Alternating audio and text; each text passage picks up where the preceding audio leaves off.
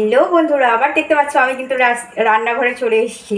আর আজকে আমি গ্যাসে করব, যেটাই করব না কেন। প্রতিদিন তো তোমরা ইন্ডাকশানেই দেখো, তো বাট আমি আজকে ভাবলাম যে গ্যাসে করি আর কি। তো যাই হোক, বাইরে বেশ বৃষ্টি পড়ছে, তো কিছু তো একটু খেতে হবে না, না খেলে কী করে হয়। সন্ধ্যেবেলাটা একটু চপটপ না হলে ভালো লাগে না, ঠিক? তো আজকে তো শনিবার, আজকে তো নিরামিষ, তো পেঁয়াজ কিছু আর কি ইউজ করা যাবে না। তো সেই জন্য ভাবলাম নিরামিষ একটা কিছু করি। ফার্স্টে ভাবলাম পনির পাকোড়া করি, বাট ভাবলাম যে না থাক, নতুনত্ব কিছু করি। তার জন্য এখানে নিয়ে নিয়েছি, দেখো বন্ধুরা, দেখতে পাচ্ছ তোমরা, এখানে আমি নিয়ে নিয়েছি আলু আর কুমড়ো। তো এই দেখো, এবার এটাকে এখানে আমি দেব। এই আলু আর কুমড়োটাকে আমি গ্রেট করে নিয়েছি একসাথে। এবার এটার ভিতরে আমি কোনো বেসন ইউজ করব না, এখানে আমি চালের গুঁড়ো ইউজ করব। আর জল ফার্স্টে দেবো না, যদি জল লাগে তাহলেই আমি এখানে জলটা ইউজ করব। তো চলো, এখানে আর কি কি দিচ্ছি তোমাদের সেটা দেখিয়ে নিই। এই দেখো, এখানে কেটে রেখেছি লঙ্কা কুচি, ধনেপাতা কুচি, আর এখানে আছে রসুন কুচি, পুরোটাই আমি দিয়ে দেবো। আর এখানে আছে লবণ, সেটাও আমি দিয়ে দেবো। এবার এখানে আমি চালের গুঁড়োটা অ্যাড করবো, আর কি কি মশলা দেবো সেটাও তোমরা দেখো। তো বন্ধুরা, এবার এখানে আমি এই যে চালের গুঁড়োটা অ্যাড করব। তো খুব একটা বেশি হয়তো লাগবে না, দেখা যাক কতটুকু লাগে। তো এখানে আমি ওই 2 চামচ মতো আর কি চালের গুঁড়ো নিলাম। এবার এটাকে দেখি, এটাকে আমি এখন পকোড়ার মতো করে আর কি মেখে নিই এটাকে। হ্যাঁ, এটা একটু জল লাগবে, জল না দিলে হবে না, তাই আমাকে একটুখানি জল এখানে ইউজ করতে হবে। এখানে একটুখানি না, এখানে ভালোই জল লাগবে আর কি। তো দেখতেই পাচ্ছ বন্ধুরা, এগুলোকে আমি আর কি গোল গোল করে পকোড়ার আকারে এগুলো ভেজে নেব।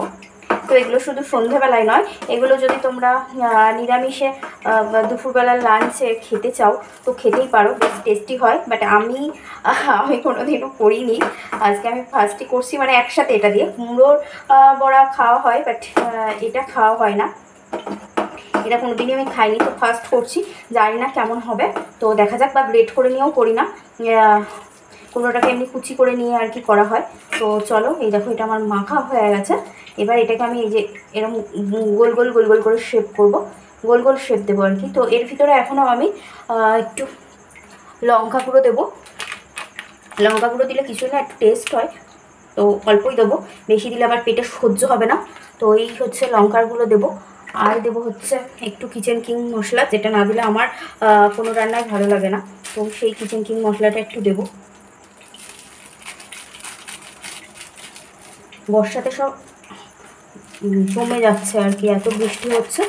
আর তো এবার এটাকে আমি ভালো করে মিক্সড করব। এখানে আর কোনো মশলা আমাকে দিতে হবে না, এই মশলাগুলো দিলেই হবে।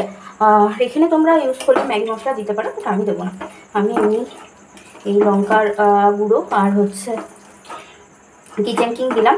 কিচেন কিংয়েই একটা সব স্বাদ চলে আসে, তোমরা যারা কিচেন কিং ইউজ করো তারা জানবে আর কি। তো এবার এইটাকে আমি এরকম বল বল আকারে করব।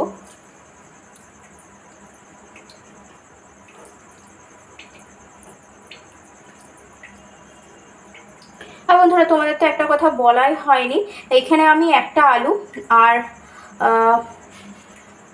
কুমড়ো নিয়েছি, হাফ কুমড়ো নিয়েছি আর কি। ওই ধরো 100 গ্রাম মতো কুমড়ো নিয়েছি আর কি। তো এই যে আমি গোল গোল করে পাকিয়ে ফেলছি।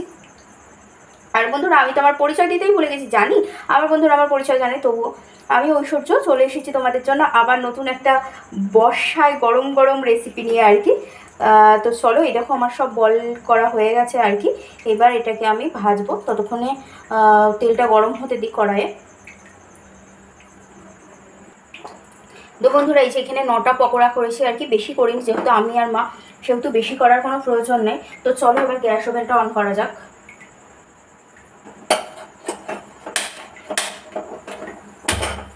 তো ওভেন আমি অন করে দিয়েছি, এবার লো আছে আর কি, তেলটা গরম হতে দেবো। তো বন্ধুরা, এখানে যে জলটা ছিল, জলটা শুকিয়ে গেছে। এবার এখানে আমি তেলটা অ্যাড করব।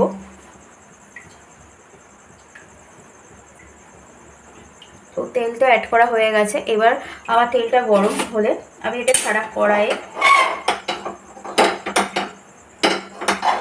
এটা খুব একটা সিম্পল আর কি রান্না, এটা মানে পকোড়া আর কি, এটা করা খুব একটা কঠিন নয়। তো তবুও আমার মনে হলো আমি যেহেতু নতুন করছি কেন আমি তোমাদের সাথে শেয়ার করবো না, সেই জন্য শেয়ার করতে এলাম। তো এই দেখো তেল বেশ গরম হয়ে গেছে, এবার আমি একটা করে পকোড়া এখানে ছাড়বো, যতগুলো ছাড়া যায় আর কি ততগুলো ছাড়বো।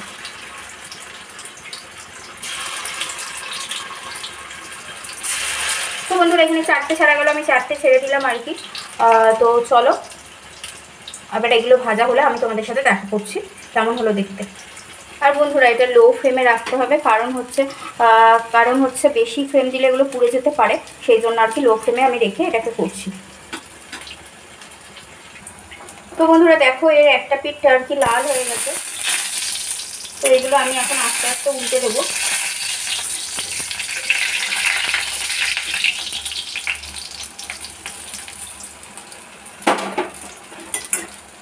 এগুলো উল্টে না দিলে এক পিঠ ভাজা হয়ে যাবে আর এক পিঠ ভাজা হবে না, এরকম হয়ে যাবে আর কি। তো এইটা আস্তে আস্তে উল্টে দিতে হবে যাতে ভেঙে না যায়। এক পাশ কিন্তু বেশ লাল হয়ে ভাজা হয়ে গেছে আমার, তো আর এক পাশে একটু উল্টে দিলাম। এই কটা ভাজা হয়ে গেলে আমি বাকি কটা দেবো।